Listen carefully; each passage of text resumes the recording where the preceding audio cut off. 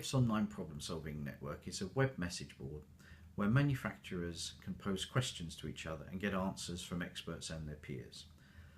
We've had a lot of questions on the fourth industrial revolution and digitisation in manufacturing, and one of the questions posed on 4IR was, how will 4IR disrupt warehousing and inventory management? EEF has written an article on this topic discussing RFID, but there's also a broader issue for the entire product lifecycle. Will this only impact physical goods or also digital goods and services? And are there examples of how companies are doing this now? Well, the short answer is it's going to make a huge difference. I think the key issue here is that manufacturers are going to be working with real demand data. So instead of working on forecasts of demand, you'll be able to access real customer data, so that in the food sector, for example, if someone buys a tin of soup in Tesco's, you'll immediately in the production line know that it's been bought and have a signal to make a replacement one.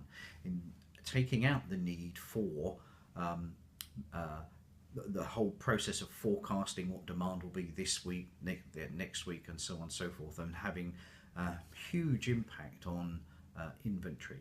So we would expect to see inventory in the supply chain reduce significantly as more and more of these approaches are adopted.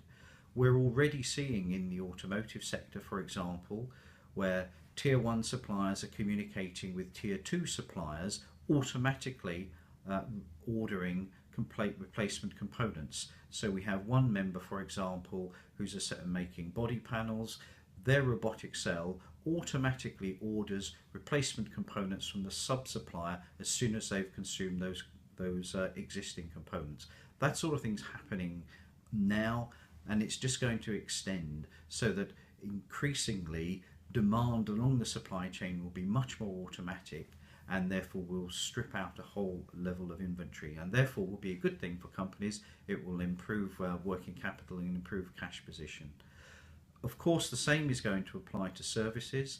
I think we see things, for example, where if we take the design function, if you go and buy a kitchen today, you can have a salesman who will design your kitchen for you on a simple CAD system. That now can link directly to the factory, and demand for all those components that make up that kitchen will automatically go through to the factory to be built. So the service element of the design process is far speeded up, and that's just one example. So I think it's going to have an impact on lead times, compressing both the service element of that and actually taking out physical inventory from the system.